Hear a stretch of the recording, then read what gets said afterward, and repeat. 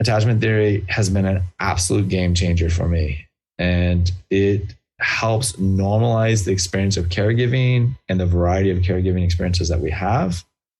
And it's the nice thing is it's not about making mom or dad bad, which is a big fear that a lot of people, they want to respect and honor their parents, but they also know that they have some painful things that happen there.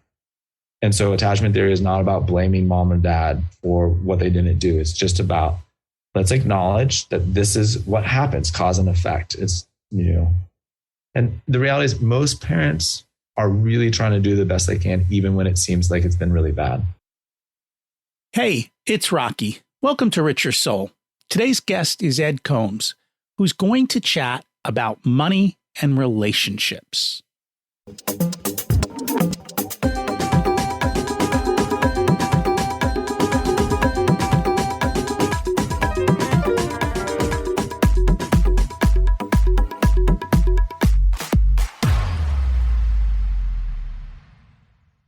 Imagine it's 12 months from now, and you've achieved your major life goals.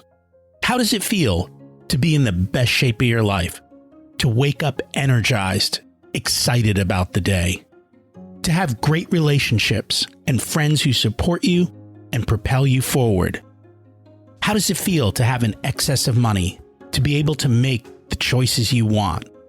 To be fearless and open to trying new adventures? Imagine being connected to the universe and it providing everything you desire. It's possible over time, and your past does not dictate your future. The only thing holding you back from this vision is you. It's time to take control of our thoughts and use them to our advantage. Welcome to Richer Soul, where we achieve our dreams and create harmony to health, wealth, relationships, time, and spirituality. If you have not had a chance to listen to episodes 1 through 9, I encourage you to go back and listen to the framework behind Richer Soul and how to create the life of your dreams. You can also find all the show notes for this episode at richersoul.com. Today's quote comes from Brad Klontz. Events and emotions from the past have shaped what clients think, feel, and believe about money. This in turn affects their financial behavior and choices in the present. Addressing the past can be a critical component of achieving financial health, especially for clients with long-term patterns of problematic money behavior. We're going to dig deep into that today with our guest. The surprising reality is your great-grandparents' actions and lives and behaviors could be affecting your money choices today, and most of us are unaware of it. And that's why we may struggle for reasons that are beyond our control. Until, of course, we address them, and then we can move on. Before we continue, last week's action step was from Ben Nelson, founder and chancellor of Minerva University. He said to challenge your alma mater about improving their education and using your money to make that happen.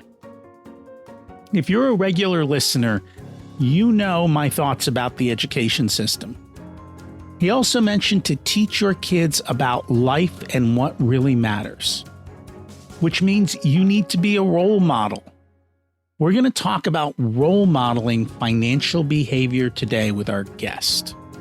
Money and relationships are tough. Most couples don't talk about money before they get married, and they don't talk about it after they're married. It's a major reason for arguments and divorce. Part of the problem is we don't always see eye to eye on money. And today we're going to talk about that and why that is and what we can do about it. Our guest struggled with many of these money conversations and his own personal struggle with money and self-worth. Through that struggle was born his financial coaching practice. His book is really powerful and goes much deeper than we will today.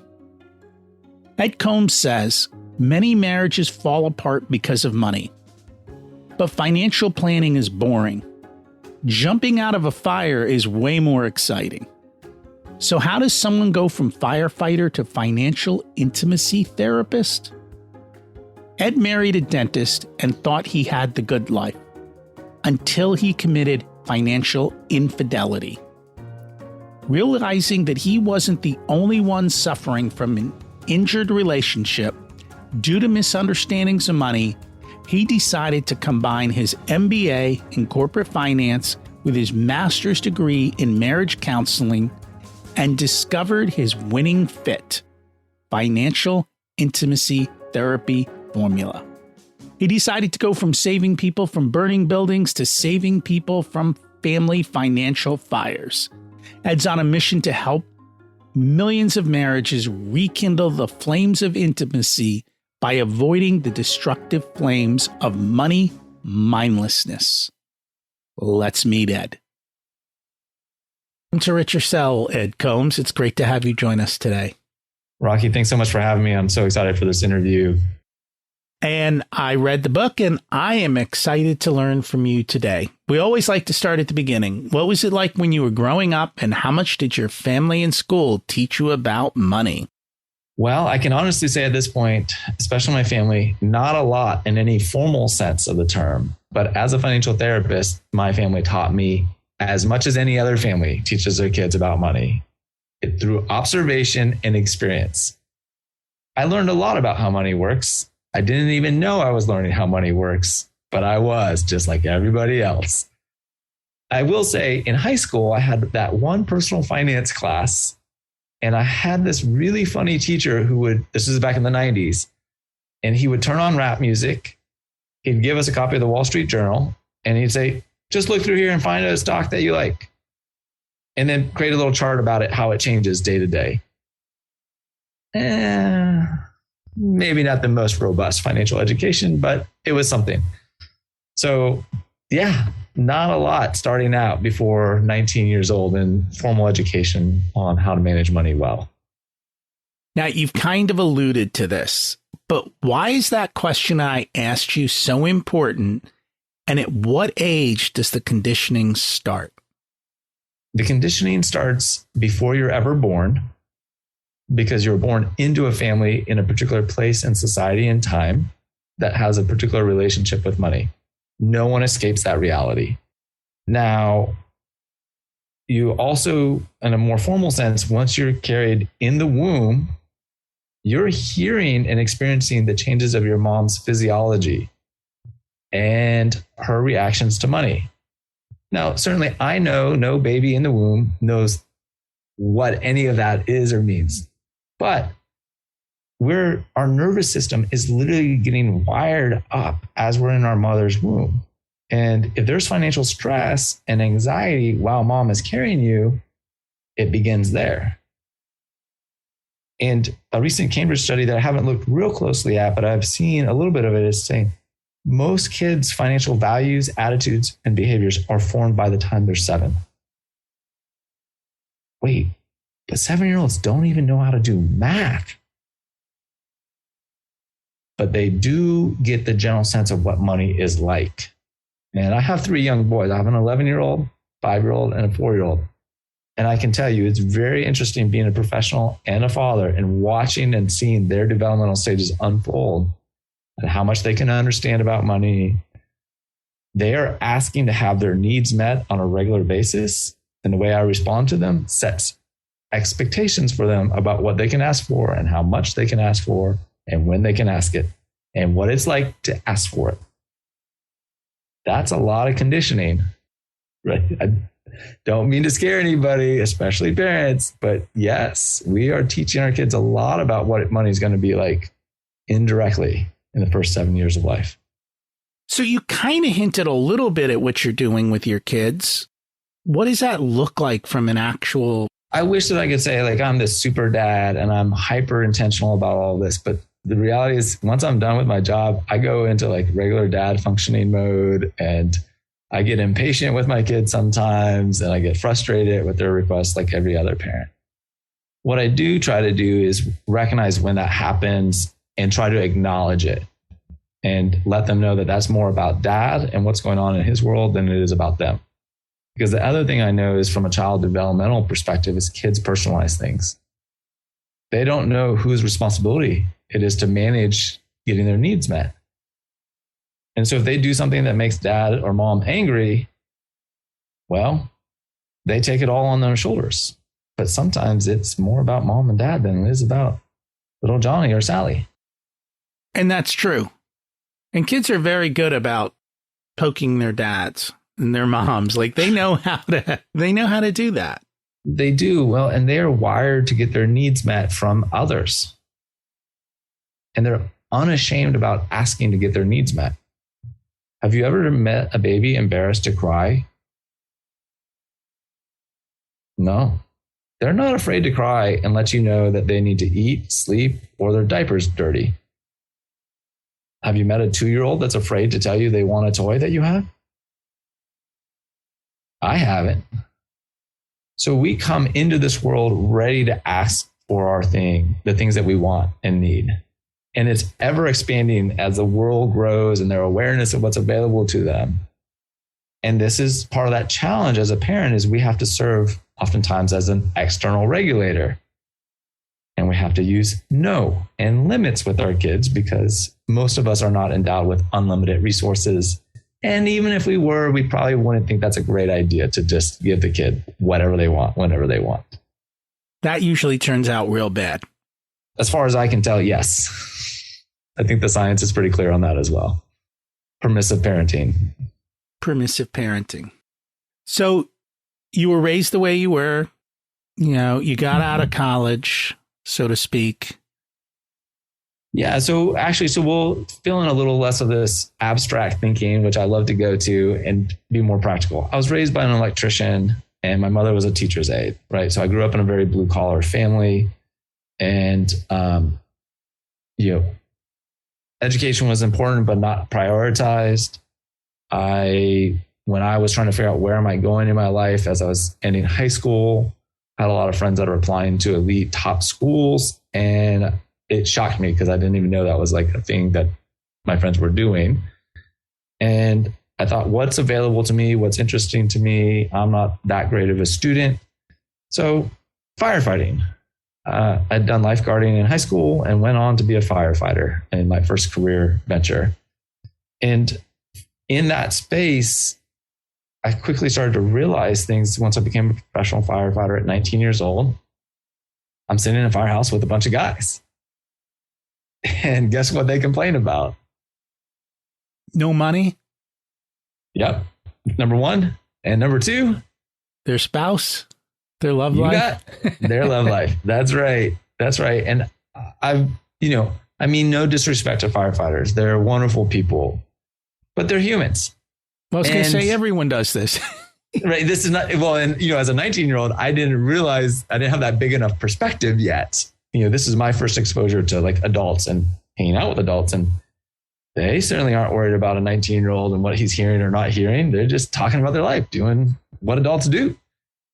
And so that was very impressionable for me. And I thought, I don't want to have those issues as I get older. And, my perception was my mom was somewhat or kind of chronically frustrated with my dad and the way he dealt with money. And at least from the child's perspective, I couldn't see what the big deal was. It didn't seem like the way he spent money on improving the house and home improvement projects was that big of a deal.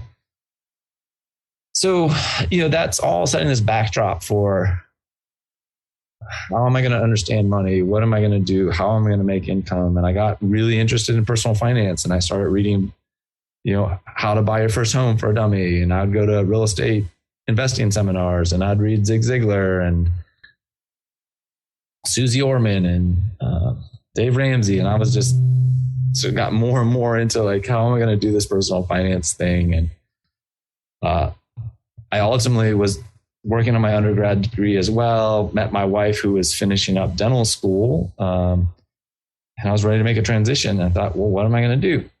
And now I knew about financial planning. So I thought, I know I'll be a financial planner because if I really know how money works, then I won't have any problems with money. So how'd that go? Well, like a lead balloon.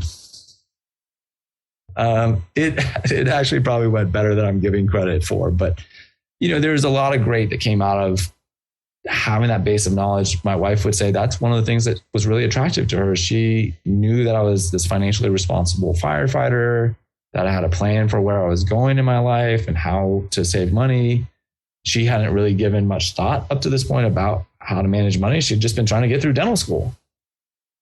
And so that was very attractive to her, that I had this overall sense of financial responsibility. And it gave me the confidence to say, okay, here's what we need to do in the first handful of years of our married life. And here's the debts we need to pay off and how to do it and start saving because of compound interest. And so all that technical knowledge was really helpful for getting us off on a good first foot.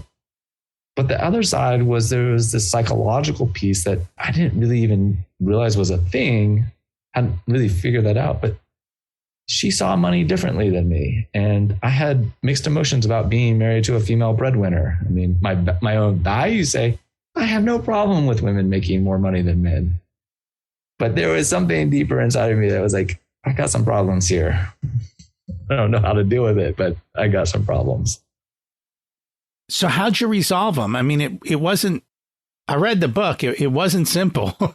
No, it's been quite the journey, Rocky. And, I think even being at this place today and being able to articulate them is really part of that resolution journey.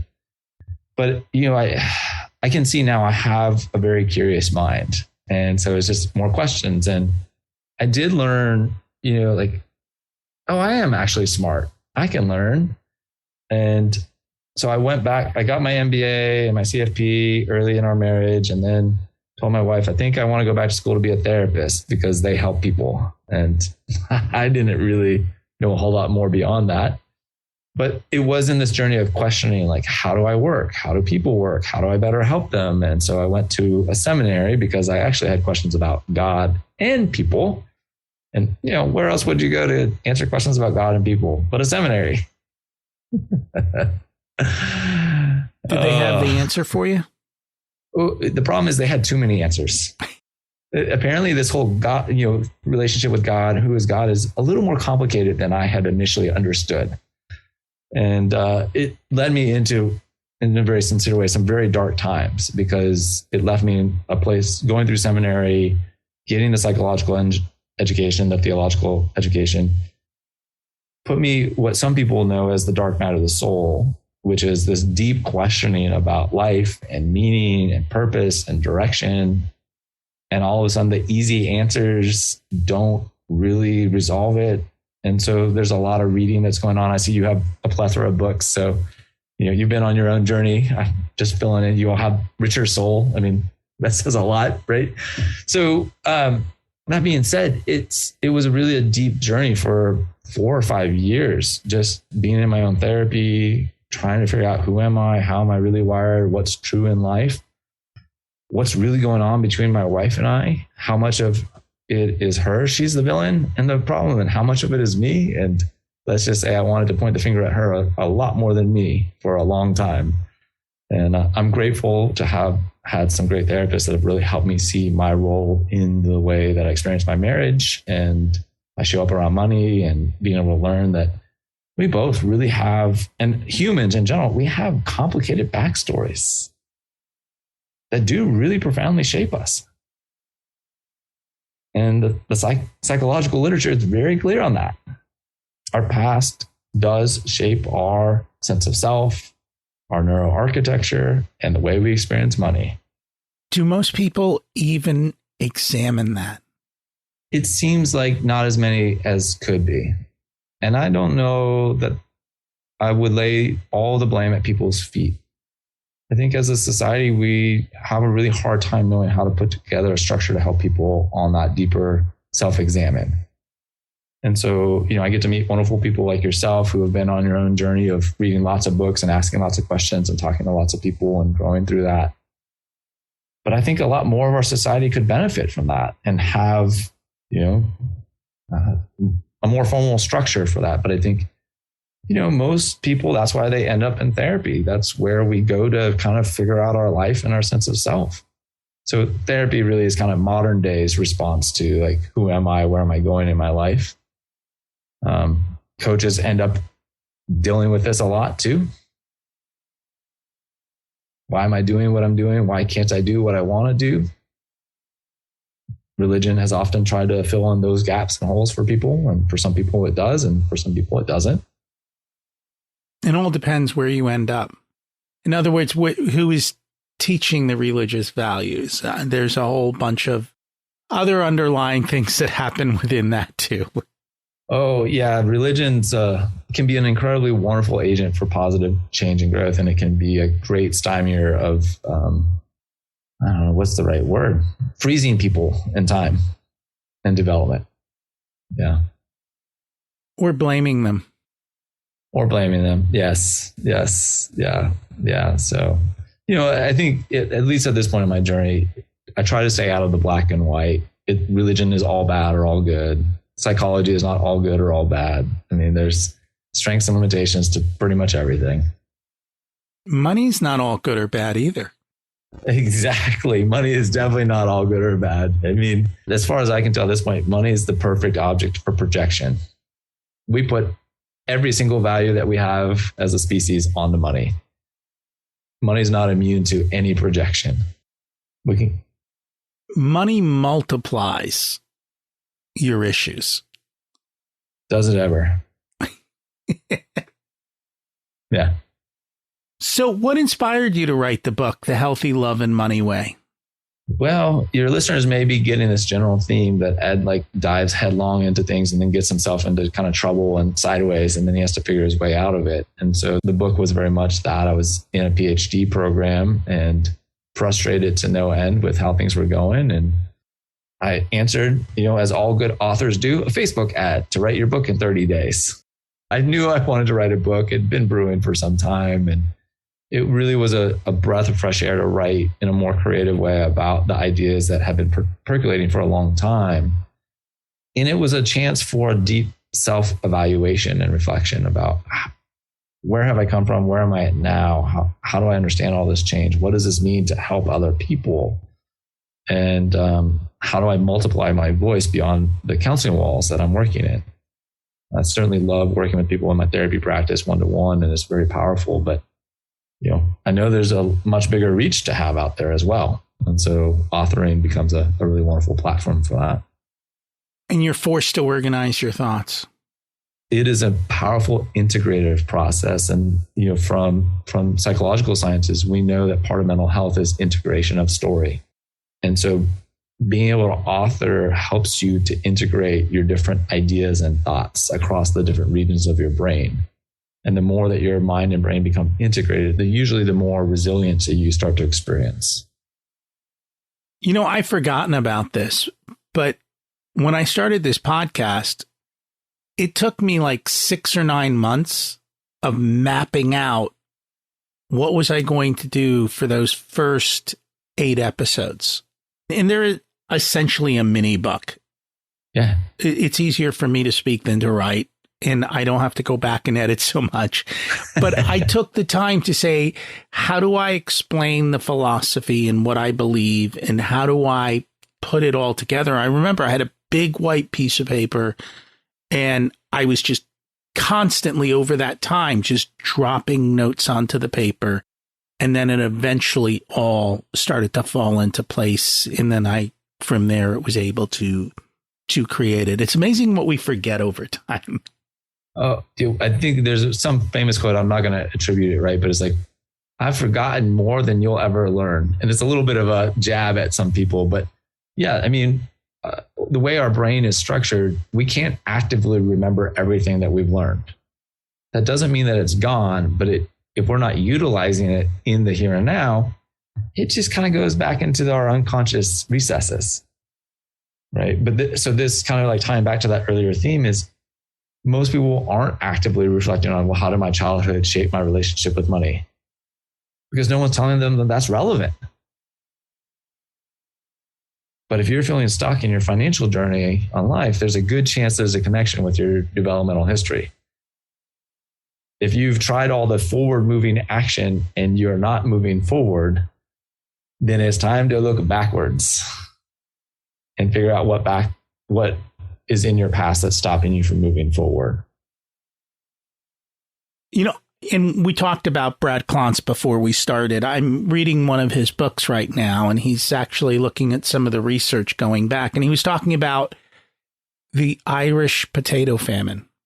Mm-hmm. And he's talking about 5 generations later, there are still issues because of what happened 5 generations ago. And if people don't realize what their grandparents have gone through with their parents and the imprints that it would have then made on them as a child, because that was what was going on. And that's why I think if you've been generationally in poverty, the imprints are very, very deep at that point, and you can't even see outside of them. And, you know, that's one of the things that the feedback I've gotten from people is that first question I asked you. It has caused people to start asking themselves, what is my money story? And how does it all fit? And where did it come from? And so forth. And so at least from that sense, you know, we're opening the door. Yeah, you know, and I think that's kind of the beauty of a lot of what's called psychodynamic therapy really looks at the unconscious mind and the past experiences. The more modern research on trauma helps us understand how painful memories get encoded into not only our brain, but our nervous system.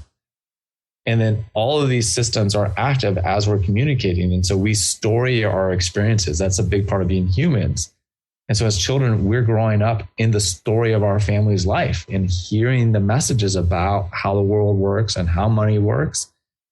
And they're not sitting around the campfire often and telling the story, but it's just in hearing the adults talk around the dinner table, seeing the adults enact major conflict. I mean, when I work with my clients, one of the first things I ask them is, how did your parents fight or manage differences around money? And inevitably, for my clients that have witnessed significant conflict and anger around it, they have massive financial anxiety and shame and fear around money. And so it's like most money behaviors and patterns, and this is the beauty of the money scripts work for clients, is not actually irrational when you understand the backdrop and context of the person. It may seem irrational to me or you, but I haven't lived your story. This is empathy is not about my story interpreting your story. It's about me understanding your story from your perspective and your experience of it. Because the way I would experience your story is predicated on me. So I need to understand how you've experienced your story to understand why you're doing and relating to money the way that you are. And that's easier said than done. You know, in the therapy practice, I had a client recently, and I've been working a long time for them to just be able to open up and actively reflect on their family. Because if you have a lot of trauma and threatening experiences in your background, it's not safe to talk about that stuff psychologically. And it takes a lot of trust and a trusting relationship to be able to open that up. But as I was talking with this client, all of a sudden I was like, oh, this is part of why they fly off the handle at their husband every time money comes up. Or they even perceive their husband's not doing something right with money. Because there's also a lot of false negatives or false positives, in money conversations between couples. I'm perceiving that you're doing something wrong, even though I have no objective evidence of it. But it's that projection from earlier childhood experiences that's showing up there. And people just need to take the time to do the deep inner work, which we talk about all the time. It's the constant reminder.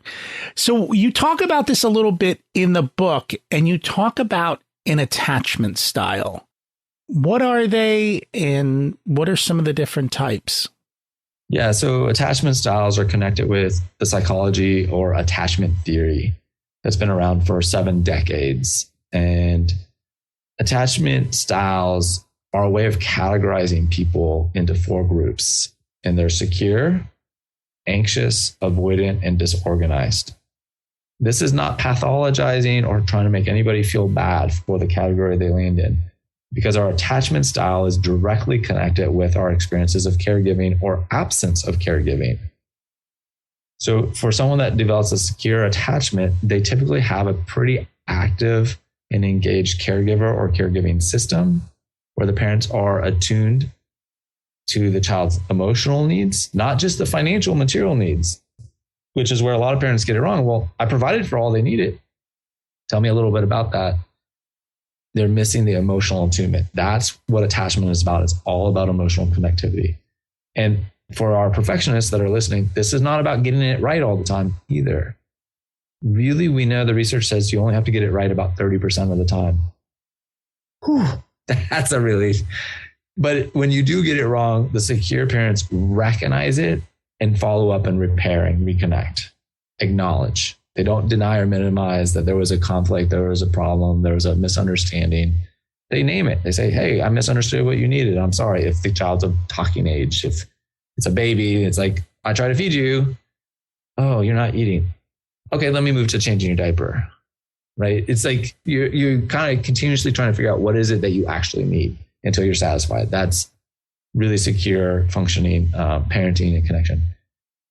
So 50 to 60% of the population, depending on who you evaluate, falls in that classification. And it's not like it's one point, it's this whole quadrant.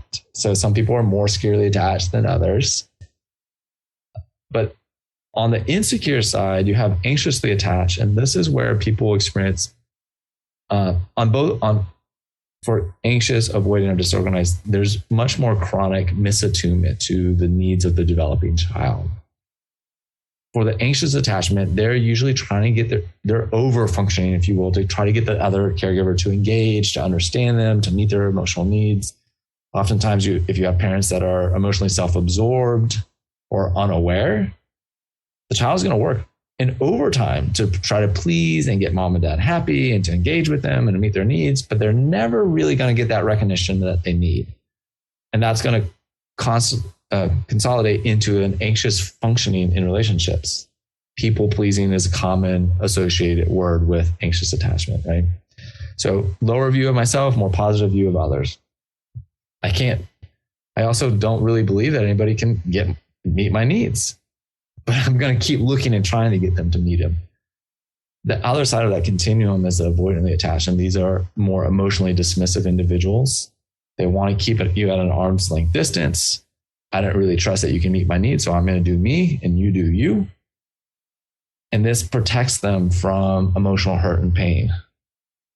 Because I'm not going to count on you because it hurts. It hurts to count on someone and then not have them be there. It's like getting dropped psychologically. Those with the fourth category, disorganized, vacillate back and forth between avoidant and anxious attachment styles. And so that's really difficult information to hear. And I know when I first started learning about attachment, I thought it was the dumbest thing in the world. I didn't want to hear it. I didn't like it because it meant like, oh, my past did influence me. It did shape me. Oh, the way my parents did show up actually did impact me, and it impacted me profoundly. And so it is a journey inward, both into your own experiences and being open up to it, but it's also a journey outward into seeing what does the science actually reveal about how caregiving shapes us. And it's been this reciprocal journey for me in understanding attachment, but it's such a powerful lens for understanding and ultimately bringing resolution and peace to the way you experience intimate relationships and being able to get emotional needs met. And so, a great example is my wife and I have been on this journey. She's been learning alongside of me. And I recently was, trying to work on a business project. I missed the goals. I was under by much more than I wished to admit.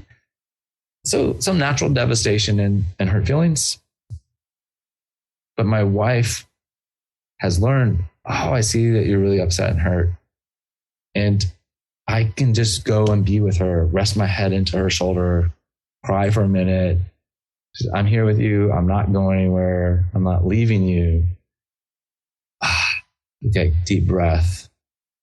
Back on my horse, out in the world. So she doesn't even have to say, hey, get back on the horse. Everything's going to be all right. You're going to be okay. She just knows Ed needs me to just show up, hold him, let him feel the devastation, let him acknowledge I see it. And on we go. But that hasn't always been that way in our relationship. And I know it's not for many couples. And so I would explain it through the lens of attachment styles. And that makes sense. And that kind of brings up the next question, because it's a question I get asked a lot. And honestly, I don't have a good answer for it. Maybe you do. What do you do when your spouse is not on the same money page that you are? And it usually tends to be the spender spouse, right? The one is the saver, one's the spender. They'll complain about the miser spouse, but they still can kind of go spend. It doesn't affect them as much. But when you have the spender spouse, where your entire future is kind of being spent away now, how do you deal with that? Well, I want to acknowledge that it's on the surface seems like a very simple phenomenon, but beneath the surface, it's often quite a bit more complicated. And so I think one of the most important things is to recognize if you're that spouse that's concerned about your partner's spending, is you've got to step into your own anxiety and be able to work with that and the way you show up with your spending partner, because likely your spending partner is feeling your anxiety and your judgment and your criticism, and it's only creating more distance from them being able to talk with you about what's really going on. The spending partner often, and the clients that I've worked with that have helped bring this couple to resolution, the spending partner, the part of the spending is not about the spending, but about meeting unmet relational and emotional needs. They can feel lonely in the relationship, or they learn that shopping is a way of soothing themselves. And so as that spending partner starts to learn about their emotional and relational needs and how to meet them within the intimate partnership or within friendships, it changes the whole dynamic. The other thing that I've seen that's been very interesting is oftentimes the more miserly or saving oriented partner has some envy and jealousy of their partner's perceived freedom to spend. They're restricted. Because the miser saver on the more extreme end is restricted in being able to enjoy or bring pleasure from spending. And so part of their journey is also reconciling, why do I feel such discomfort with spending? Because it's kind of like balancing the scales. Well, if you won't spend the money to buy new shirts, then I'll buy it for you and I'll buy it for myself. Right. And so there's that kind of more unconscious attractive pattern is, well, I can be really attracted to this person initially that's so carefree with money. But then it starts to feel like recklessness as the relationship goes on. And yeah, if you're moving into your 30s, your 40s, and your 50s, and the two of you have not gotten that reconciled, it is a huge risk factor to financial security and stability and retirement, because time is one of the most valuable assets for most couples in their wealth creation and financial security. It is, and it's stressful. It is stressful. And when you're not on the same page, it's really painful, especially for the one that has the awareness of what it takes to get to financial security from a technical standpoint. So what are some of the main money issues that you see with clients? Yeah, so the saver spender dynamic is one of them. And it's a really important dynamic to work through. And the headline for whatever the issues that's coming in is I try to start introducing the concept of financial intimacy to the couple. Right? It's about doing your money together. What's it going to take for both of you to feel good about doing money together? So much like your sexual intimacy, it's more complicated than just having sex together. It's about the way that you come together. It's the process, it's the timing, it's the pacing. And the same is true as in our finances. The way you approach your partner around the finances will determine how connected you can get around your finances. So we work a lot on timing, pacing, how to have effective communication. And so the saver spender dynamic, when it goes sour, leads into the next big issue, which is financial infidelity, where I'm hiding what I'm doing financially because I'm fearful of the judgment or rejection of my partner, which is, getting further and further down the distress continuum, if you will, if couples are having to hide what they're doing from each other. And then it comes out in the open that they've been shopping or investing-gambling. Two different things. Very different things, but they become blurred in many people's eyes. I think, another dynamic is breadwinner issues around what it means and represents to each person to have one person making more than the other. And it doesn't have to be a huge spread for it to be an issue. So how did you deal with that? Well, I would say, how am I dealing with it? It's an ongoing journey, but I think part of it is being able to recognize that internalized experiences around gender identity don't easily release, right? Like, I was socialized as a male that men are providers. And part of that construct for me is they make more money than women, like just from a lived experience perspective and from a broader social message. And I realized that's shifting. And there's like kind of being able to let myself off the hook a little bit and say, I didn't fully choose to be this way. And okay, with that deep breath, then, okay, let me be accountable and show up. And so a big part of where I'm at now is like, what does it mean to take financial responsibility in my household? Go ahead. No, I was going to say it is becoming a bigger and bigger problem. And if you look at the demographics of young people today, you just look at the college statistics. It's women.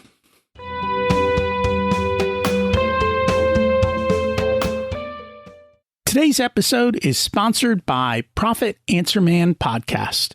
Did you know that most small business owners hate looking at their financials? It's one reason they may struggle with business success. The Profit Answer Man podcast helps them ensure they are profitable and can pay their employees and weather the storms we all have to face. It's built on the Profit First methodology of pay yourself first. The Profit Answer Man podcast is a must listen to for every small business owner and anyone who wants to help them survive and thrive. Check it out on your favorite listening platform.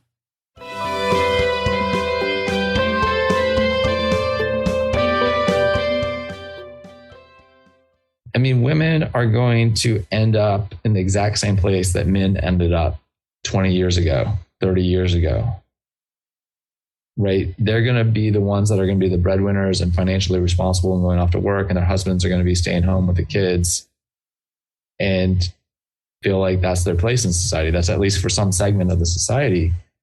And yet that dynamic between the wage earner and the stay-at-home parent is still going to have the same underlying underpinnings. What does it mean to be an adult, to have financial autonomy, to provide for myself? How do we balance independence versus interdependence versus dependence, right? So it's like one of those things when I'm talking with my couples is, how are you going to manage independence and dependence? You're interdependent on each other. What does that mean? What does that represent for the two of you? And, couples don't like this. I have them tell me this all the time, 3 months, 4 months, 8 months after we've been working together. We just wanted you to tell us an answer about how to do it. And now we see that it's a process, and it's about being able to keep coming back to these really powerful questions, being able to normalize that it is challenging to work through these things, that there's not one right answer. So it's about creating the answer that works for the two of you. And, this is that kind of coming back to, what did I learn in seminary? Well, there's not one right answer about God. Oh, no. What I do, there's not one right answer about being a couple, about being a male and money, about being a female and money. And so being able to get this stuff out on the table is really critical for couples, because what I've appreciated to come to learn, there's a lot of women that have grown up with a message that you need to be the financially dominant one and you can't trust men. And if that's the message you grew up with, that's going to be a real barrier in your intimate relationship too. So no gender is immune to the power dynamics and expectations that they've internalized. And taking that inward journey and asking the question, what did I learn about what it means to be a woman or a man, or however you gender identify, and money? Do you deal with a lot of business owners as clients too? Good bit, yeah. So what's different usually in their relationships with money, or within their family and money as well? That's a really good question.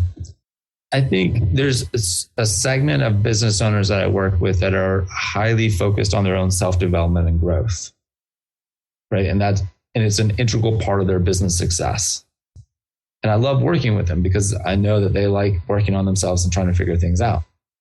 What happens is that their level of working on themselves can be 10x their partner. And at some point, that creates a big power, talking about power differential, big power differential. And they can be really frustrated that what I like to say is they become a mental marathoner and their partner is a mental couch potato. I mean, no disrespect to the partner that's doing that. They may be at a very different place. There may be other constraints that stop them from having the time or making the time to do the psychological work. So when I'm working with a business owner client, it's like helping them come back and repace with their partner oftentimes. I think there's sadly a lot of business owners I've worked with where they've been running a business together. And they only tended to trying to grow the business. They didn't tend to their intimate relationship. And it's disastrous because they've created wealth and then the intimacy is gone, ruined, hurt, and the business blows up and the wealth is divided. And it's a sad outcome. So, I think it's great to study how businesses grow and develop and to learn that stuff, but you need to spend just as much time studying marriage. And you got to let space for this being an intimate relationship, not just a business partnership. They're two different things. And a lot of business owning parents drive their families like it's a business and not an intimate family. And I found with business owners, one of the biggest problems they have is, part of business is talking money. Mm-hmm. And they don't have anyone to talk to. That's the other side, is the isolation. Especially when their partner is not willing to talk with them or doesn't have the same level of knowledge, working knowledge. It makes it very hard to talk money with your partner because they don't, and they feel that.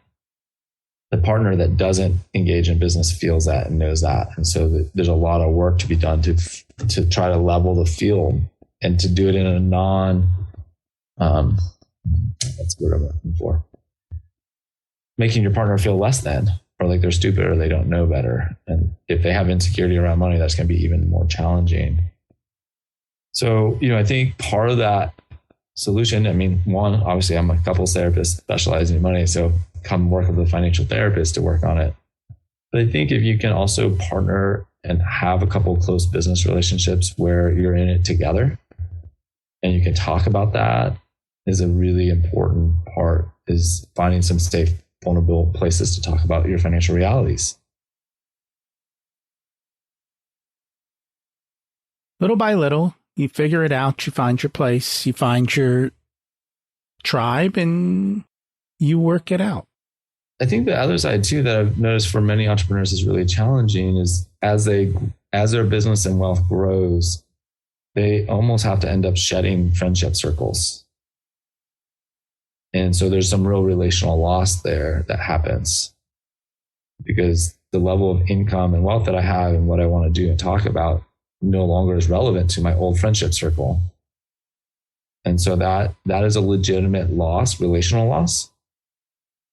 And if you've been on the journey and been climbing the wealth ladder for any period of time, you've felt this and experienced it. There's also why it's so important to make sure that you're continuing to talk with your partner about the changes in your family wealth. And if your partner's not willing to talk about it, getting help and support to get on the same page, because you will ultimately implode. And they get half. And there's a lot of resentment because you don't often feel like they deserve it. And I'll tell you what, the left behind partner feels like they deserve it in spades because in their mind, to be quite frank, they feel like they put up with your bullshit for long enough. The other problem is you take your eye off the ball for 2 years in your business. Minimum. If you're lucky, it's 2 years. And so it pretty much brings everything to a standstill and not good. Unfortunately, business owners will then fall into depression, may not ever be able to get their business back and revitalize, especially if they don't get mental health help. and counseling to work through it and get restored. And that's a segment of my client population I'm working with is their life is frozen. They're highly successful professionals. And this may be the very first time that they've ever not been able to do what they want to do once you hit divorce. And so divorce is a huge opportunity for awakening and growth if you'll let it be. It's not a fun way to get there, but it will get you. There's a reason when you're getting divorced. And it's a huge message that you need to wake up and see a bigger picture. So how does therapy help? The $1 million question. And, the very academic side of me would say, well, let me show you my textbook that explains all of it. But in a more simple sense, we know that humans are very relational and very story in it. And we've talked about integration. And so part of the way that therapy helps is giving us a safe place to talk about our story, to pull the pieces together. The therapist is not going to just flatter you and tell you, oh, you're so great. Oh, it's going to be okay. Oh, yeah, she's the problem. They're going to lead you deeper and deeper into yourself and your understanding of yourself and what's really happened. And if you haven't been in therapy, you might be saying, well, but I already know myself. And what I can tell you is nobody knows themselves fully. Nobody. Not possible. And so if you haven't started an inward journey of knowing yourself, understanding your emotions, where they come from, what purpose they serve, therapy will take you a long ways in that. I have a client that I've been working with recently. He's a later career executive. And he said, my assistant recently told me, like, I don't know what happened to you, but you're so much calmer now. And he's like, yeah, it's therapy. I mean, he just had that short fuse and would get angry about everything. But as he's understood where his anger is coming from and what it's really about, and when a lot of the things are not actually about him, but he made them about him and he'd get angry about it. So that therapy is immensely helpful. It's hard. It's easy to describe and yet hard to understand until you actually go through it. Right? I mean, I could tell you about what it's like to run a marathon, but until you run a marathon, you're not going to get it. And that really is the truth about, I remember asking, what does it mean to be a counselor? And I had some friends tell me, this is what it's like to be a counselor. I didn't get it. I didn't understand it. So really the only way that you'll know that therapy is helpful is to get in and start trying it. And you may not feel like it's helpful initially. Here's the other little dirty secret is once you get going in therapy, things often feel like they get worse before they get better. Because we're pulling back the facade and the veneer that you've been using to get through life and looking at what's really painful so that you can work through it. So it's kind of like expunging the pus. And it's true. A lot of times when we look in the mirror, we see what we want to see and not what is there. And that's part of it is getting that other visual and somebody to essentially call you out and say, you say this, but that's not what's going on. And and there's a really good reason for that, right? We have a complex set of psychological defense mechanisms to protect ourselves from seeing the unflattering sides. Because if we don't have someone to catch us on the other side of seeing that, it's really psychologically devastating. Right? This comes right back into attachment theory and our attachment styles is I need to ultimately know that I'm okay and that I can still be in relationship, because as humans, if we lose relationship, we go to very dark places. This is why COVID was such a nasty booger for so many of us. Our whole way of being relational was completely taken from us for a period of time. And we didn't have the choice in it either, which is another big psychological risk factor. And so our mental health is predicated on our ability to be relational. And if we learn that it's not safe to be in a relationship, then we have even more defense mechanisms that we need to work through so that we can learn what it's like to recognize what a safe and healthy relationship looks like, feels like, sounds like, and what an unhealthy relationship looks like, sounds like, and feels like. And there's no mystery. Psychology has a pretty good rap on what a healthy relationship looks like and what an unhealthy one looks like. So We don't have to reinvent the wheel. We've sent people to the moon. We've figured out what healthy relationships look like. So you're working on a current project to help couples. Can you tell us a little bit about that? Yeah, I'm really excited about it. It's the Couple's Guide to Financial Intimacy. Let me say that a little slower. My excitement came through and I blurred through it. It's the Couple's Guide to Financial Intimacy, right? So I've used this word financial intimacy a handful of times through the interview. And because financial intimacy is this big concept that couples have never heard of. But it is this idea that when couples can share the full range of emotions with each other, as well as look at all the major areas of their finances together, they have financial intimacy, and any problem you can dream up of will not be there if you have deep financial intimacy. If you don't, that's a signal. So if you're having financial conflicts of any type, there's gaps in your ability to be financially intimate with each other. And so the program basically takes together the major activities and ideas that I use in my counseling practice and makes them available to couples that they can do at their home in their own pacing.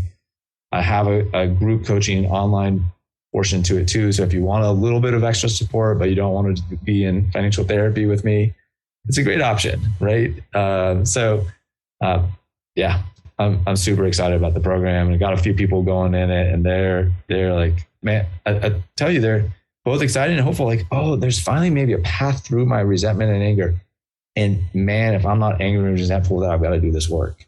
Because that's the other thing is when you start out on this healing money work, there can be a lot of resentment and anger that you got to do it. It's kind of like when you know you got to get back to the gym and you really don't want to, and you got that anger and resentment about like, I got to go to the gym. But once you get going and you're in the gym for 2 or 3 months and you start to see the results, it's like, man, I'm grateful I started. So we always like to get people to take action. Yeah. What is something people can do this week to kind of move forward in their life or maybe in their financial relationships?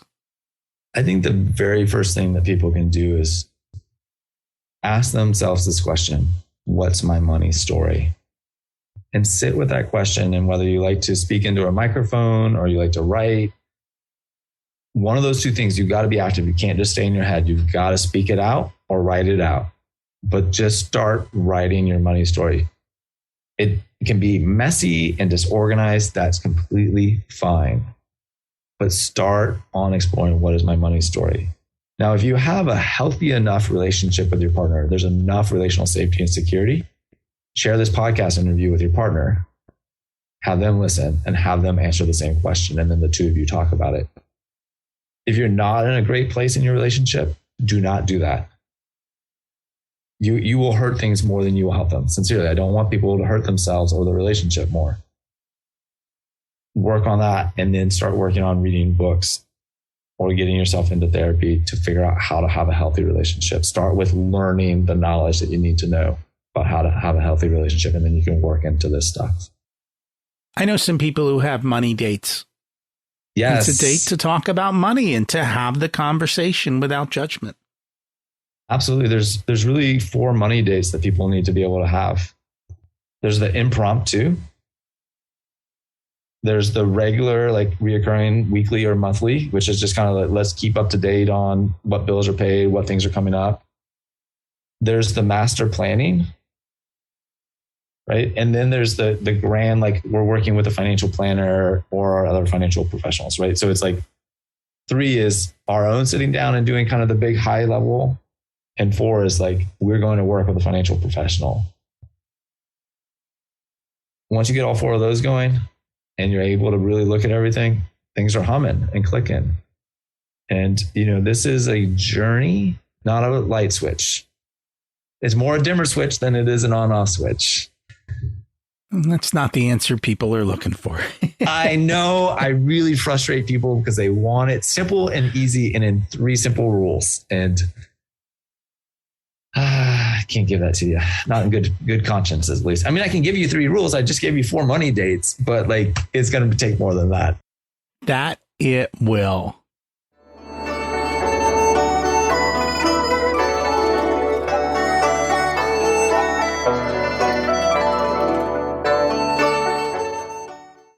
It's time to learn the secrets of life. What's your secret to living an abundant life? Oh, well, I wish there was one, but at least right now, one of my favorite things is listening to podcasts of other people that are living an abundant life. Because it just reminds me and helps me get insight to how other people are doing it. And the nugget today that I was listening to, Susie Moore, she does great PR work, and she was talking about add get to do to your to-do list. And it was that positive reframing that was so helpful to think about the to-do list that's so common for most of us is I get to do and then fill in the blank. And if you make it even a little bit more sophisticated, it's because I have this that I get to do this. And so she was talking about, someone needed to schedule the AC repairman out and they're frustrated that they have to do it. And she said, I get to call the AC repairman because I have a house. Oh, wow. That just changed the whole tone of it, doesn't it? So that's been really resonating for me today. It's like the podcast. I mean, I was excited about doing the podcast, but when it's like, I get to do the podcast because I've been on this awesome journey and I get to meet other people that have been on an awesome journey, and we're inviting other people to be on an incredible journey. That's pretty cool. I like that reframe. Very, very nice. What did you learn later in life that you wish you would have learned sooner? Attachment theory. Attachment theory has been an absolute game changer for me. And it helps normalize the experience of caregiving and the variety of caregiving experiences that we have. And the nice thing is it's not about making mom or dad bad, which is a big fear that a lot of people, they want to respect and honor their parents, but they also know that they have some painful things that happen there.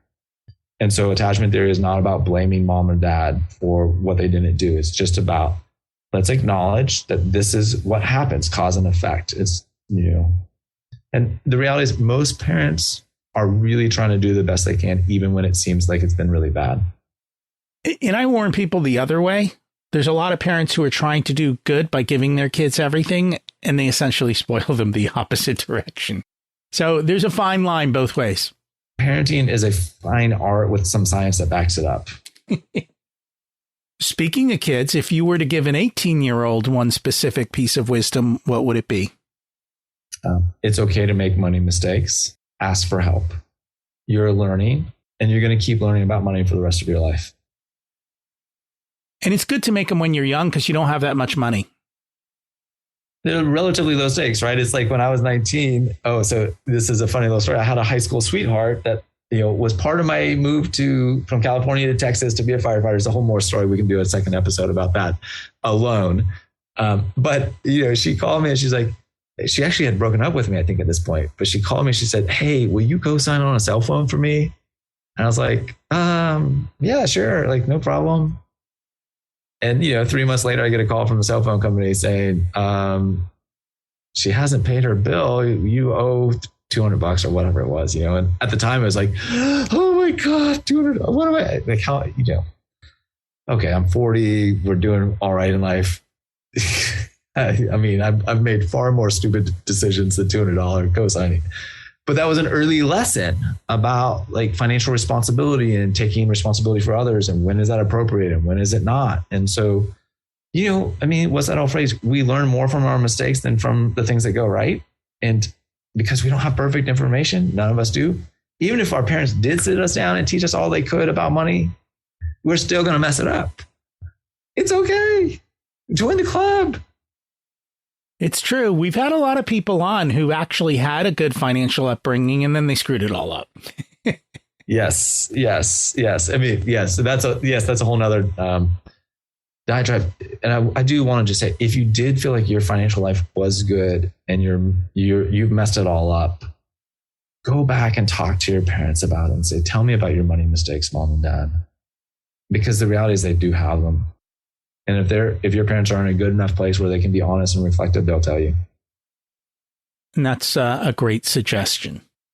I know you have something you want to share with the audience as far as an offer, and then also where do we find you and connect and learn more about your book?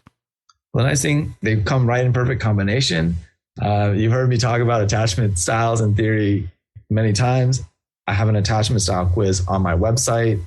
It's specifically connected to a way you experience money. So if you're interested in attachment styles, you can head to my website, healthyloveandmoney.com.